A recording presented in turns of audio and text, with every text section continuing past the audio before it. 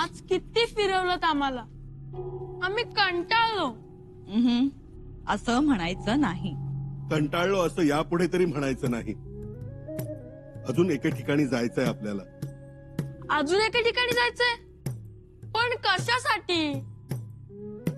आता बघा, आपण कुठे कुठे गेलो तर महादरवाजा पाहिला, 18 कारखाने पाहिले, बाजारपेठ पाहिली, सैनिकांची कार्यशाळा पाहिली, सदर पाहिली. हो, पाहिली. पण का पाहिली?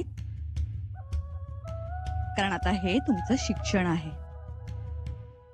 तुम्हाला राजाच्या विविध अंगांची माहिती असायला हवी. होय बाळराजे, आता तुम्ही जे जे पाहिलेत ते ते तुमच्या सतत नजरेत असायला पाहिजे. आणखी गुप्तहेर हा राजाचा डोळा असतो. काय पंत? हो हो, गुप्तहेर म्हणजे राजाचा डोळा, सैनिक म्हणजे हात आणि घोडा म्हणजे पाय. सदर म्हणजे अष्टप्रधान, आणि अष्टप्रधान हे राजाचे मस्तक असते. आणि राजाचा प्राण कशात असतो? रयतेत.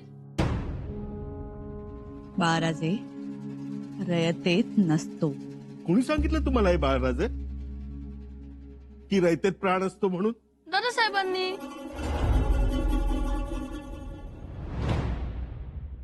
वा वा वा, अगदी योग्य शिकवण. वावा काय पंत, चुकीची शिकवण आहे ही. राजाचा प्राण हा सिंहासनात असतो. कळलं बाळराजे? नाही, आमचे दादासाहेब म्हणतील तेच खरं. बाळराजे, जे आम्ही सांगतोय ते खरं म्हणायला शिका. आणि सिंहासन हा राजाचा प्राण. चला, आम्ही तुम्हाला सिंहासन दाखवतो. या.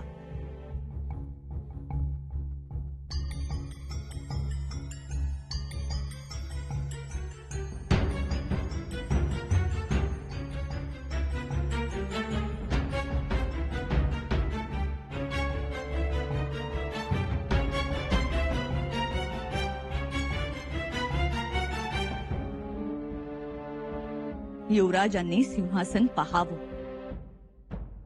युवराजांना सिंहासन दाखवावं, असा संकेत आहे. हो, पण आमच्या दादासाहेबांनी आम्हाला कित्येकदा दाखवलंय. आम्ही ते पाहिले त्यांच्या पाटकुळी बसून. बघा, बाळराजांना हे आधीपासून ठावे आहे. ठावे असेल, पण तरी आज आता जी ठिकाणं दाखवली ती तुम्ही रोज बघितली पाहिजे. बघाल ना बाळराजे? जी मातोश्री. बघा मोरोपंत, बाळराजे हो म्हणाले. किती आज्ञेत आहेत मातोश्रींच्या. संस्कारी आहेत. संस्कारी आणि आज्ञाधारक मुलंच पुढे जाऊन सर्वांची प्रिय होतात, राज्य करण्यास काबिल होतात, नाही का? बाळराजे, आता सुरनीस पंत तुम्हाला दरबार मंडपात आणखीन खाचा खोचा समजावून सांगतील. या.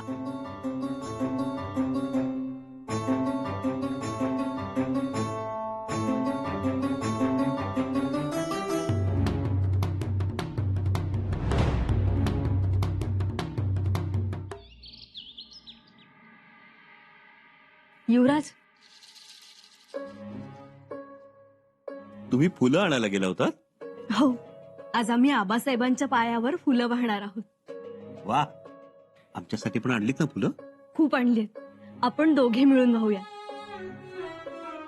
उठले आबासाहेब? हो, एवढ्यात. खरं तर आज खूप वेळ झोपले आबासाहेब. एवढ्या वेळ झोपत नाहीत कधी. रात्री अगदी निवांत झोपले. अंगाई ऐकली म्हणजे काय, आम्हाला तर स्वर्ग अगदी 2च बोटे उरला होता. आम्ही खरं तर अंगाई विसरून गेलो होतो. हो, पण आबासाहेबांनी मात्र नीट लक्षात ठेवलं. हो ना. येसू, आबासाहेब काल अगदी समाधानानं झोपले नाही? याचा अर्थ तुमच्या दोघांची भेट छान झाली. येसू, खरं तर आम्हाला खूप ओढ होती या भेटीची. काय म्हणाले आबासाहेब? खूप काही म्हणाले. धोके सांगितले, इशारे दिले, संकटाच्या पाऊलखुणा दाखवल्या. एवढंच नाही तर आम्हाला मायेनं जवळ घेतलं, प्रेमानं घास भरवली, आमच्या मांडीवर डोकं ठेवून झोपली आणि पाठीवरून मायेनं हातही फिरवला. अगं बाई, म्हणजे आबासाहेबांनी खरोखर गैरसमजांच्या पोटास वाघ नख लावले. वागणं लावलंच. अजून काय म्हणाले? सगळं सांगू पण रायगडावर जगदीश्वराच्या साक्षी, जगदीश्वराच्या मंदिराचा गाभारा तुमच्या मनमोकळ्या हसण्यानं भरून गेल्या. युवराज, तुम्ही पण ना. हा हा हा, लाजू नका. तुम्ही लाजलात की फुलं मोहरतात, मग आमची कुचराई होती.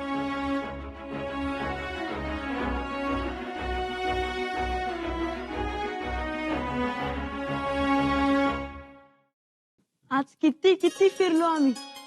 हो, पण ते जरुरी होतं की नाही? हो, पण हे सगळं आम्ही बघितलं होतं पूर्वी दादासाहेबांच्या पाठीवर बसून.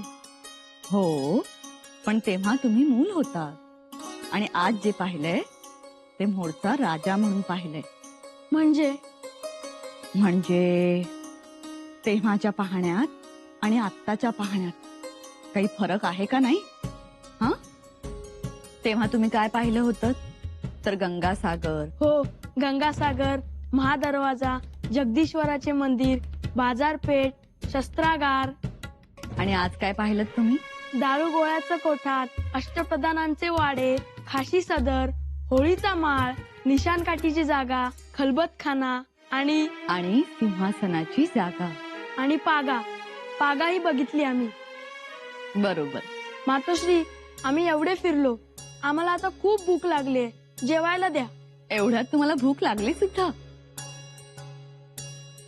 बर, आम्ही की नाही तुमच्यासाठी तहान लाडू, भूक लाडू बनवायला घेतो, पण एवढ्यात मिळणार नाही. अजून अवकाश आहे, मुतपाक खाण्यात कोणीच नसेल. मातोश्री, आमच्या पोटात कावळे ओरडत आहेत. असं? बर, मग तुम्ही असं करा, तुम्ही पुतळा मातोश्रींच्या महाली जा. त्यांनी की नाही लाडू केलेत, ते जाऊन खा. लाडू मातोश्रींच्या हातचे? चालेल. अहो, सावकाश जा.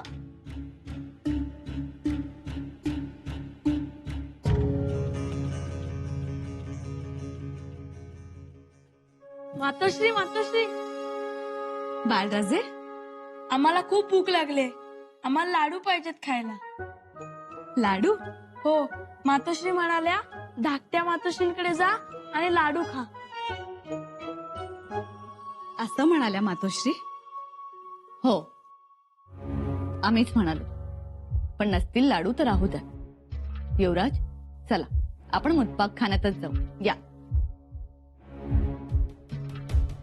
थांबा थोरल्या पैसे.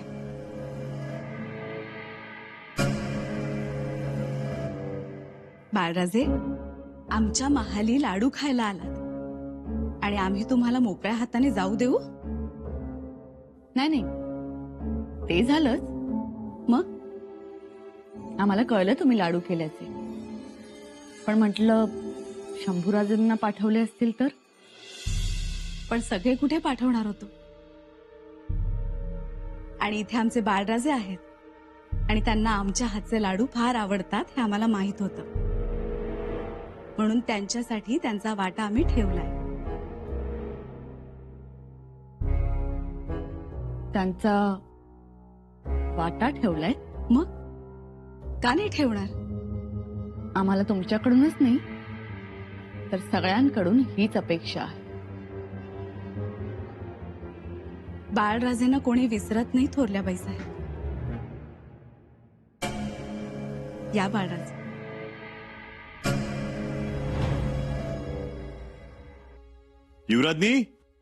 युवराजनी. बोला युवराज. हे काय? मुकुट अंबाबाईच्या नवसाचा. उद्या आम्ही जाणार आहोत देवीला. तुम्ही सुद्धा येताय ना अंबाबाईच्या दर्शनाला? आम्ही येऊ न येऊ, पण तुम्ही ही सगळी कामं भरकन उरकून घ्या. आता केव्हाही रायगडावर निघावं लागेल. मग जाऊच की. आमच्या सगळ्या संदुका भरून घ्या, सगळं सामान घ्या. जिरेटोप आणि शेल्यांच्या संदुका भरल्यात आम्ही. अंगारखे तेवढे राहिलेत युवराज. तेही भरून घ्या. येसू आबासाहेबांनी जे सांगायचं ते सांगून झालं. सगळं नियोजन ठरल्याप्रमाणे पार पडले.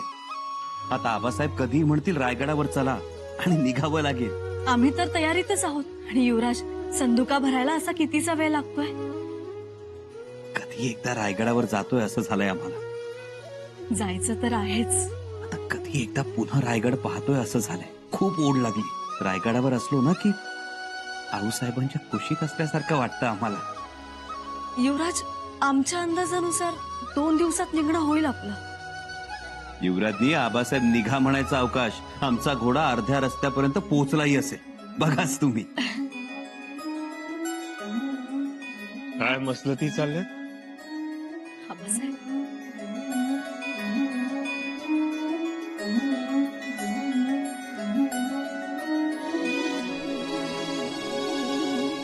यशस्वी मसलत चाललीये ती रायगडावर जाण्याची. संदुका भरण्याचे आदेश दिले युवराजांनी आम्हाला. शंभूराजे, आबासाहेब, आम्ही युवराजनींना म्हणालो तयारीत असलेलं बरं म्हणून. आबासाहेब, रायगडी गेल्यावर 1 दिवस आम्ही पाचाडलाच थांबणार. स्वतःच्या हातानं आऊसाहेबांची समाधी धुणार, पूजा करणार, फुलांची आरास करणार. शंभूराजे, तुम्हाला आत्ताच निघता येणार नाही रायगडासाठी.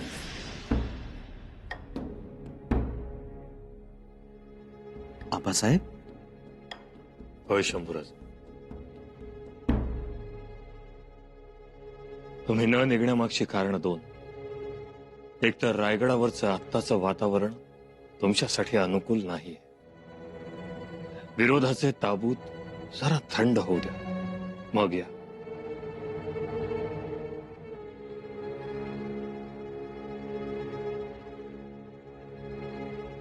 आबासाहेब, जशी आपली आज्ञा.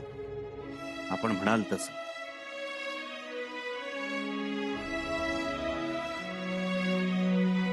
हो युवराज, आपलं यश, आपला त्याग नाही बघवत बऱ्याच जणांना.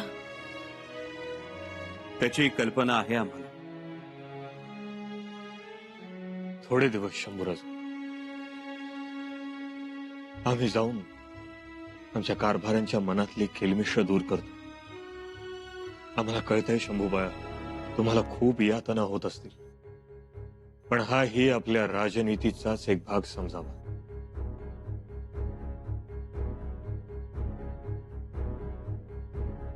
ठीक आहे आबासाहेब, आपण बोललात, आमचा देवच बोलला.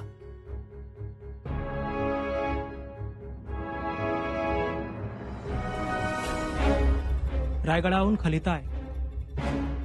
गडावरून खलिता?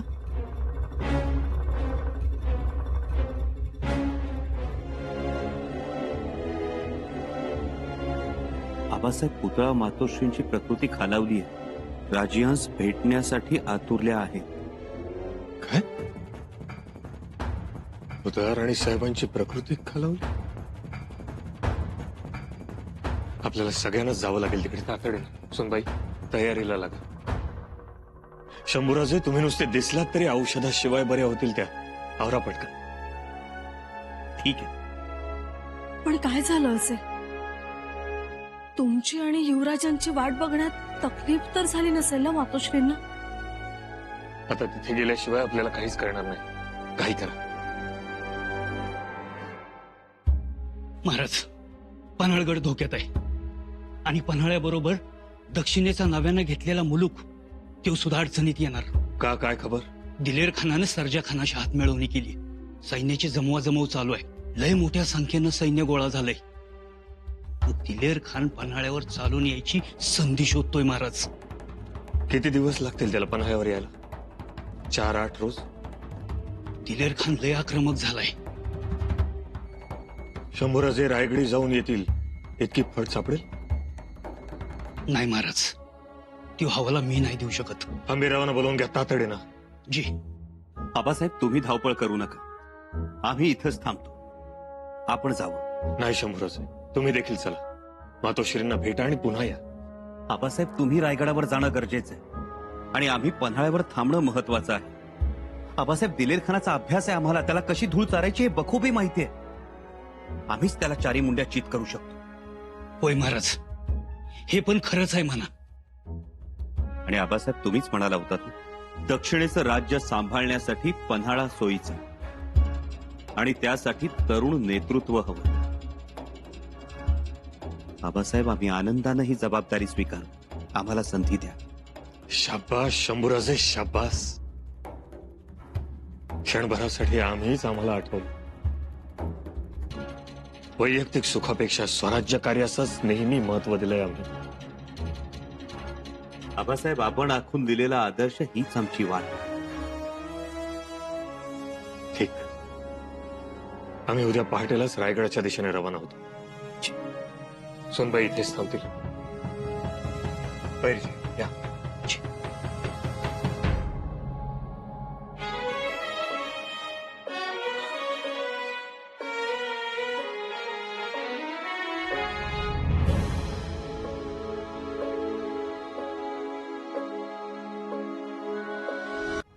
उद्या आमचे आबासाहेब रायगडासाठी रवाना होणार आणि आम्ही मात्र इथंच थांबणार पन्हाळ्यावर.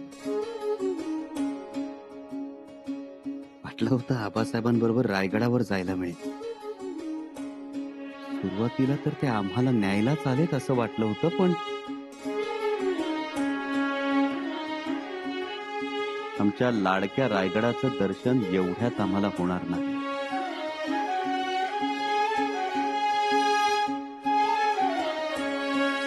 प्रत्येक वेळी दुरावतोय तो आम्हाला.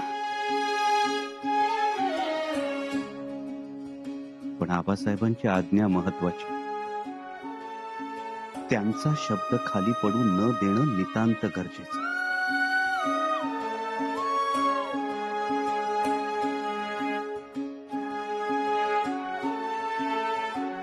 आबासाहेब म्हणतात तसं रायगडावरचं वातावरण निवळणार कधी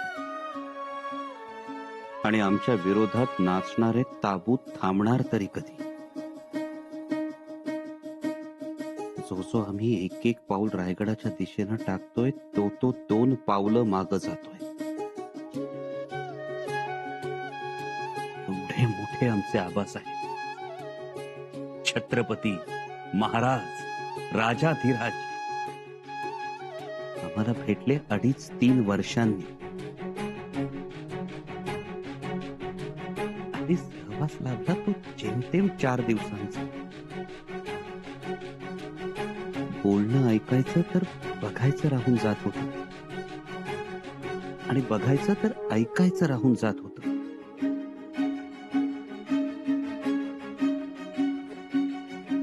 पुन्हा कधी भेटतील आबासाहेब?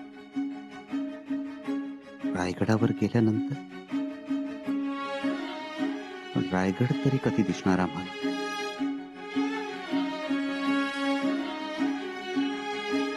माहित नाही.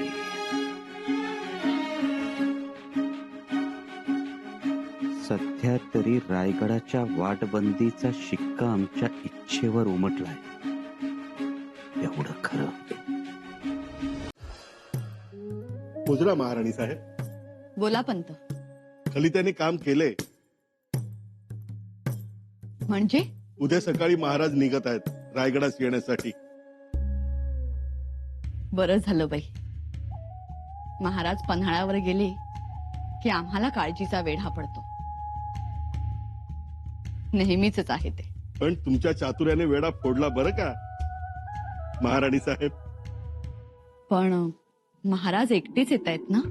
हो, म्हणजे खात्रीशीर खबर नाहीये, पण कदाचित एकटेच येणार.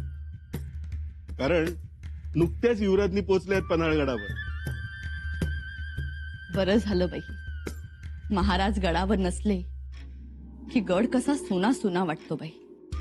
हो ना, पण इथे आल्यानंतर अर्धे लक्ष इथे आणि अर्धे पन्हाळ्यावर.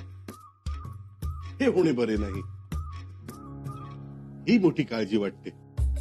म्हणजे इथे गुंतून पडले पाहिजेत ते. तशी तजवीज केली आम्ही. तजवीज केली ही बघा. तजवीज केलीये आणि तजवीज आहे युवराज राजाराम राजेंचं लग्न.